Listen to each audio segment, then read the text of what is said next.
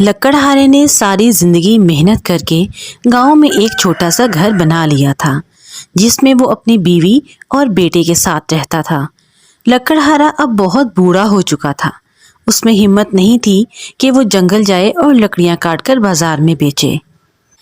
लकड़हारे ने अपने बेटे को बुलाया और उससे कहा कि अब मैं बूढ़ा हो गया हूँ, मेरी हड्डियों में इतनी ताकत नहीं है कि मैं जंगल से लकड़ियां काट सकूं। तो अब से ये काम तुम संभालोगे। तुम जंगल जाओगे और वहां से लकड़ियां काटकर बाजार में बेचोगे और पैसे घर लेकर आओगे। लकड़हारे ने अपने बेटे को जंगल के रास्ते बता दिए, कौन से दरख्त तोड़ने हैं, कहाँ बेचने हैं, हर चीज अपने बेटे को समझा दी। लकड़हारे का बेटा फर्माबरदार था। उसने फौरन ही कुल्हाड़ी उठाई और जंगल की तरफ चल पड़ा। जंगल का रास्ता तो वो पहले से ही जानता था। काशी ने जैसे ही एक शाख को काटने की कोशिश की तो उसकी नज़र ऊपर पड़ी। शाख पर एक चिड़िया ने अपना घोंसला बनाया हुआ था और उसमें उसके 2-3 बच्चे भी नजर आ रहे थे। काशी ने सोचा कि अगर मैंने ये शाख काट दी तो चिड़िया का घोंसला तो गिर जाएगा और इसके बच्चे मर जाएंगे और उसके वालिदैन को कितना दुख होगा। ये ख्याल आते ही उसने कुल्हाड़ी एक साइड पर रखी और दरख्त से टेक लगा के बैठ गया। काशी दोपहर में ही घर चला गया तो उसके बाप ने पूछा कि बेटा, तुमने इतनी जल्दी लकड़ियां बेच भी दी? काशिफ ने अपने बाप को सारी कहानी सुनाई। बाप को बहुत गुस्सा आया, लेकिन उसकी माँ बोली कि रहने दीजिए, बच्चा है, आहिस्ता आहिस्ता खुद ही समझ जाएगा। अगले दिन लकड़हारे ने काशिफ को एक और जंगल का रास्ता बताया और कहा कि अब ऊपर मत देखना, बस नीचे देखकर दरख्त काट देना।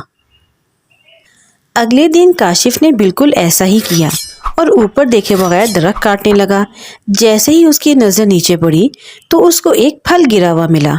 उसे ख्याल आया कि ये फल तो लोग अपनी हंडिया में बनाकर खाते हैं। अगर मैंने ये दरख्त काट दिया तो लोगों को ये फल कैसे मिलेगा और वो क्या पकाकर खाएंगे।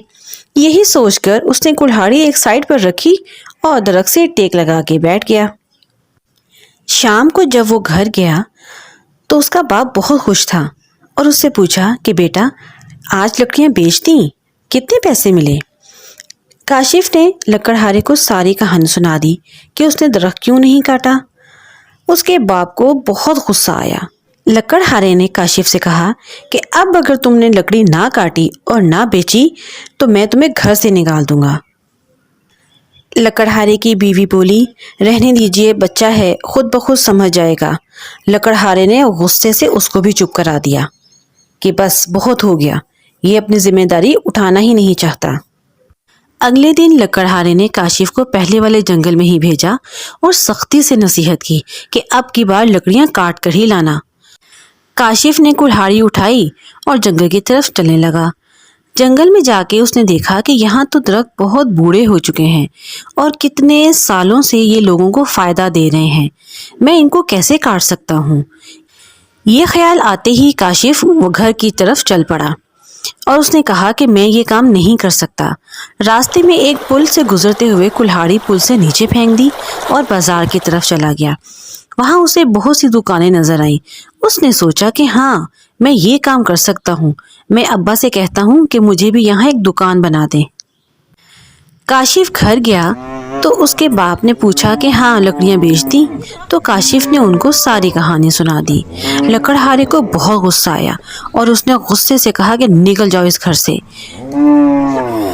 काशिफ अपने घर से निकला और एक रास्ते पर चलने लगा। चलते चलते वो बहुत दूर निकल आया और थक चुका था। उसे भूख भी बहुत लगी थी, बेहाल हो रहा था और ऊपर से गर्मी की शिद्दत। काशिफ एक हवेली के सामने पहुंचा और बेहोश होकर गिर गया। जब कुछ दिनों तक काशिफ वापस ना आया तो काशिफ के माँ बाप बहुत परेशान हुए और अपने बेटे से मिलने के लिए तड़पने लगे और इधर उधर राब्ते करने लगे कि कहीं से उनके बेटे की कोई इत्तला मिल जाए। एक दिन उनके घर के सामने एक शानदार बग्गी आगे रुकी। बग्गी में से एक आदमी उतरा और उसने लकड़हारे से कहा कि आपको चौधरी मुश्ताक ने बुलाया है। लकड़हारा और उसकी बीवी बहुत हैरान हुए और पूछा, कौन चौधरी मुश्ताक? हम तो नहीं जानते। उस आदमी ने लकड़हारे को और उसकी बीवी को बग्गी में बिठाया और हवेली की तरफ बढ़ने लगे। لکڑہارا اور اس کی بیوی جیسے ہی حویلی کے اندر داخل ہوئے تو انہیں کاشف نے آواز دی، ابا، اماں۔ کاشف کے ماں باپ اسے دیکھ کر خوش ہو گئے۔ کاشف کی ماں نے پوچھا، بیٹا تم یہاں کیسے؟ کاشف نے انہیں بتایا کہ جس دن مجھے ابا نے گھر سے نکالا تھا میں چودھری مشتاق کی حویلی کے آگے بے ہوش ہو گیا تھا۔ چودھری مشتاق کو جب پتہ چلا کہ میں درختوں اور پرندوں سے پیار کرتا ہوں اور ان کی دیکھ بھال کرتا ہوں تو انہوں نے مجھے اپنا مالی رکھ لیا، اور یہ باغ جو آپ دیکھ رہے ہیں یہ چودھری مشتاق کا ہی ہے، اور اس سب کی ذمہ داری چودھری مشتاق نے مجھے دے رکھی ہے۔ کاشف نے اپنے ماں باپ کو اپنے ساتھ ہی رکھ لیا اور وہ تینوں ہنسی خوشی رہنے لگے۔